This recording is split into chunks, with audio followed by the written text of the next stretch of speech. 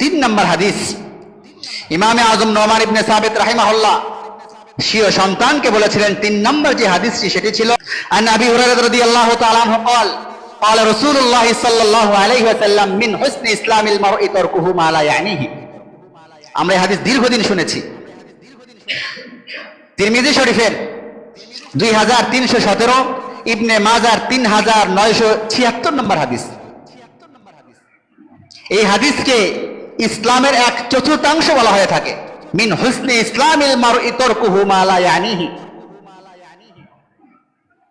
যার ইসলাম পরিপূর্ণতা লাভ করেছে সে অনার্থক কথাবার্তা এবং অনার্থক কাজকর্ম ছেড়ে দিয়েছে। কথাটা বুঝেন, যার ইসলাম পূর্ণতা লাভ করেছে সে অনার্থক কথাবার্তা এবং অনার্থক কাজকর্ম ছেড়ে দিয়েছে। তাহলে যদি আমি অনার্থক কথাবার্তা এবং অনার্থক কাজকর্মে লিপ্ত থাকি তাহলে বুঝে নিতে হবে যে আমার ইসলাম পূর্ণতায় পৌঁছে নাই। সহজ বিষয়। হাদিসের তর্জমা করছি, যার ইসলাম পূর্ণতায় পেয়েছে, যার ইসলাম পূর্ণতায় পৌঁছেছে, যার ইসলাম পূর্ণতা লাভ করেছে সে অনার্থক কথাবার্তা এবং অনার্থক কাজকর্ম থেকে নিজেকে বিরত রাখতে পেরেছে। অনার্থক কথাবার্তা এবং অনার্থক কাজকর্ম মানে, অনার্থক কথাবার্তা অনার্থক কাজকর্ম হচ্ছে যেটা দুনিয়া এবং আখিরাতের কোনো কাজে আসে না। পাঁচজন মানুষ চায়ের স্টলে বসে চা খাচ্ছে, আপনি সেখানে গেলেন চা খাওয়ার জন্য, যে এমন কিছু কথা রসিকতা করে বললেন, সবাই খুব হাসলো মজাক করলো, কথাটা মিথ্যা ছিল।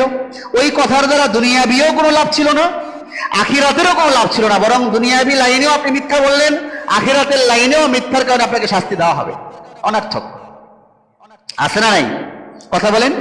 তাহলে এরকম অনার্থক কথাবার্তা এবং অনার্থক কাজকর্ম সবাই যদি যার যার জায়গা থেকে নিয়াত করে, চেষ্টা করে যে অনার্থক কাজকর্ম আর অনার্থক কথাবার্তা ছেড়ে দেব, পুরা দুনিয়ার রূপ, পুরা দুনিয়ার অবস্থা ব্যবস্থাপনা সব চেঞ্জ হয়ে যাবে না? কারণ মানুষ অনার্থক কথার ক্ষেত্রে সে চিন্তাই করবে মিথ্যা বলা তো অনার্থক। মুহাদ্দিসিনে কেরাম বলেন প্রায় 30 প্রকারের অধিক গুনাহ জবান দিয়ে হয়ে থাকে। আপনি দেখেন, মিথ্যা বলা, গীবত করা, পরনিন্দা করা, মিথ্যা সাক্ষী দেওয়া, তারপরে কাউকে শক্ত ভাষায় কথা বলা, গালিগালাজ করা, এই যাবতীয় প্রায় 30 প্রকারের অধিক গুনাহ একটা জবান দিয়েই শুরু হয়ে থাকে।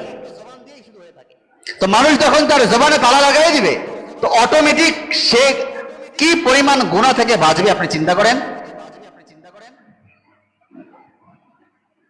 লুকমানে হাকিমকে জিজ্ঞাসা করা হয়েছে, লুকমানে হাকিম, নিশ্চয় আমি যদি ভুল না বলি আপনি অমুক গোত্রের দাস ছিলেন? বলে হ্যাঁ দাস ছিলাম। খুব গরিব মানুষ ছিলেন? হ্যাঁ গরিব মানুষ ছিলাম।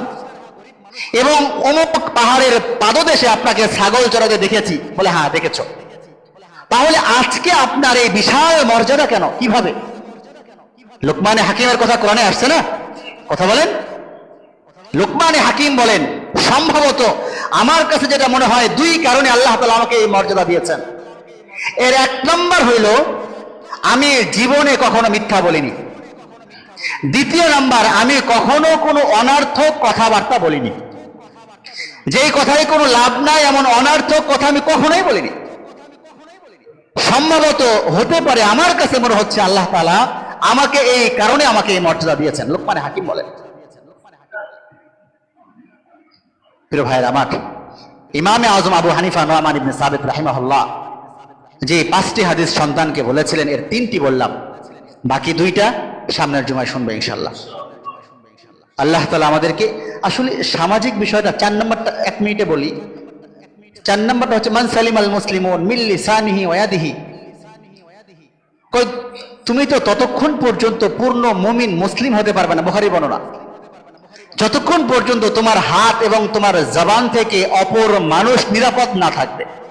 আচ্ছা বলেন তো, এই একটা হাদিস, এই একটা মূলনীতি যদি পুরা পৃথিবীতে চালায় দেওয়া যায়, পুরা পৃথিবীতে যদি এই একটা মূলনীতি চালায় দেওয়া যায় যে আমি পূর্ণ মুমিন মুসলিম হতে পারবো না যতক্ষণ পর্যন্ত আমার জবান এবং হাত দ্বারা কেউ নিরাপদ না থাকবে।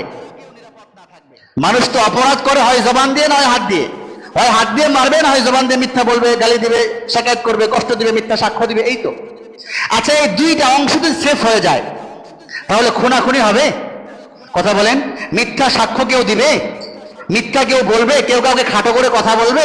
কেউ কারো গীবত করবে? সমাজের অবস্থাই তো চেঞ্জ হয়ে যাবে। সামান্য বিষয় এগুলো, আসমানের উপর আর জমিনের নিচের বিষয় না। সামাজিক ভ্রাতৃত্ববোধ আসমানের নিচে জমিনের উপরে, ওয়াল্লাহি কিয়ামত পর্যন্তের জন্য রাসূল যে মূলনীতিগুলো দিয়েছেন, এই মূলনীতিগুলো যদি বাস্তবায়িত করা যায়, ওই দিন বেশি দূরে না, অল্প সময়ের ব্যবধানে পুরা পৃথিবী, পুরা দুনিয়া আল্লাহর জান্নাতে পরিণত হয়ে যাবে।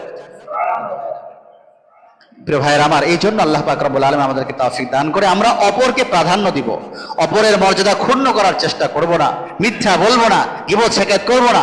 হাত এবং জবান দ্বারা, অবশ্যই আমার দ্বারা আমার মুসলিম ভাই নিরাপদে থাকে সেটার জন্য চেষ্টা করব।